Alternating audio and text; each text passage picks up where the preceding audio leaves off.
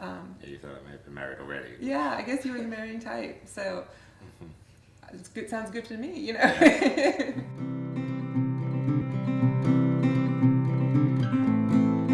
We met in it was 1990.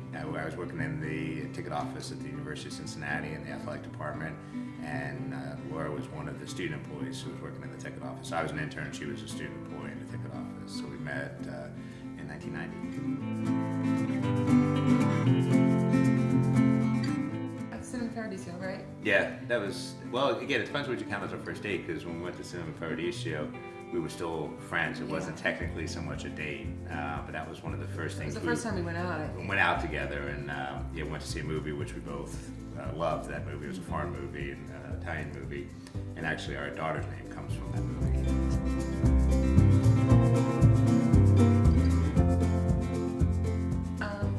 I remember when I first saw Dan, I thought that he looked like he was the type of guy that was married. He just looks like, and you just looked like I remember thinking that. You were just... Yeah, you thought I may have been married already. Yeah, I guess you were the marrying type. So it's good. Sounds good to me, you know. I think certainly I found her very attractive right from the beginning. From the time she walked in, I thought she was beautiful. But I think with the first time we kind of went out, even just as friends, and went out to a couple bars in town and just sat around and talked all night. It was just how interesting I found her. Very smart, and it was just kind of great intellectual discussions. And I remember that from the very beginning. And so I thought there was something special there. Yeah, it was one of those where we just more personality clicked, really, really, on our first night out together. Yeah. But I remember actually because I lived in the residence hall when I was an intern, and so did she, and so we both ate in the cafeteria. And she says, if you ever want to go, eat in the cafeteria together, if you don't have anybody to eat with, give me a call. And just that weekend, the two guys I hung out with both went home at the last minute. So I was like, I'm calling her up. So that was like, I think we'd only met like the day before that. So I called her up right away, and then we ended up going out after dinner that night. It's funny because I was not looking to have a boyfriend at that time. I was just, I wanted to go out and have fun, and that's usually when you want to meet somebody. Well, you're definitely not looking for it.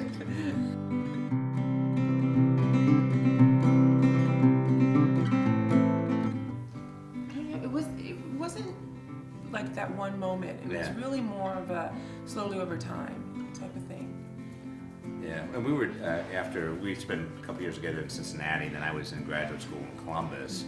And I remember thinking at the time, I'm much happier when she's here than when she's not. And I think to me that was probably part of it. But it wasn't one moment. It was really more of that kind of general feeling I had when I was away. Yeah, and it was at that time where, once I graduated, we would probably either stay together or break up. It was kind of a monumental time. Mm-hmm. So it was kind of at that moment we had made that decision.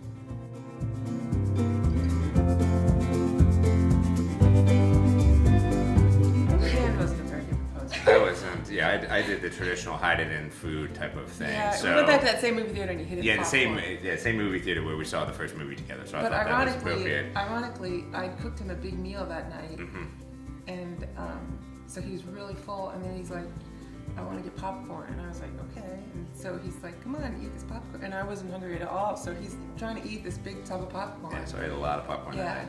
It wasn't trying the to best. get her. No. Cut out plan. Yeah, could have done a better job on that. So. Yeah. I don't recommend that one. Nor do I.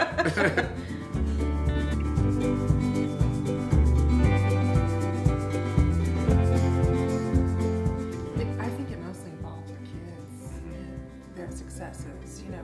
I think the one thing we do very well together. I mean, we work well together and we collaborate well together in a lot of ways, but we do it, I think, best as a parent.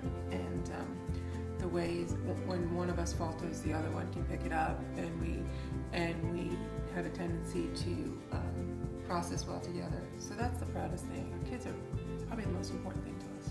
Yeah, we've been able to really, even with my job being as busy it is, and Laura having as much to do as she does in this role, still try to focus on spending as much time as we can with the kids, being at their events, supporting them as much as we can. And since we're so busy, like, when you were asking about anniversaries, those are the times that we have a break, and we usually wind up doing something with the kids. because we're so busy, we don't get a lot of time during the week, and so we make those special events with them.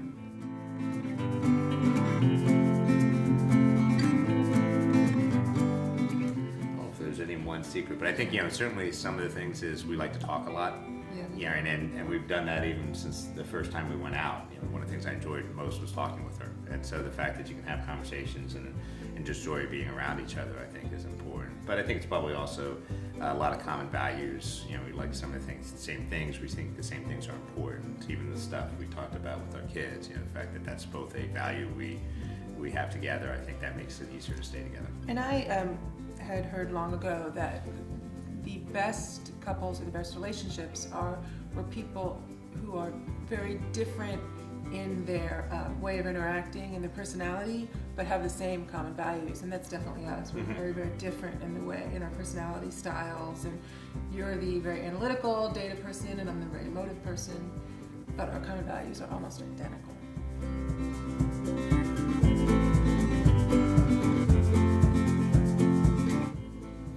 Don't look for it.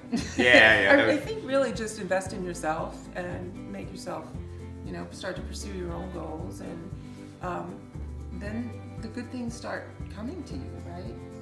But also, I think keep in your mind that the values you want. I think a lot of people are looking for a relationship and are not looking for, and then they get lost.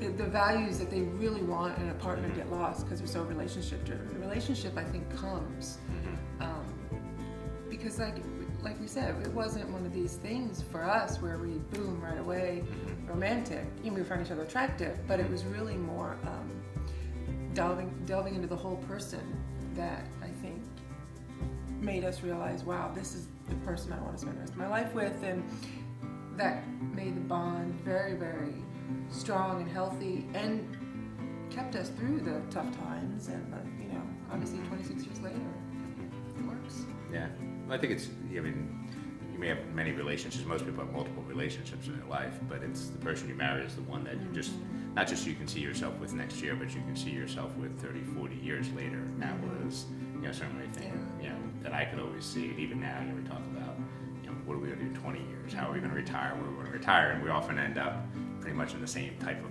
retirement. So, so we have to get those common values, whether when we're in our 30s or in our 70s. And I do have to say, and I think you even said this to me too, I have more fun with you than I do with anybody else. The best times of my life have been with you. So I think that is it too. Have fun with that person. Yeah. Yeah.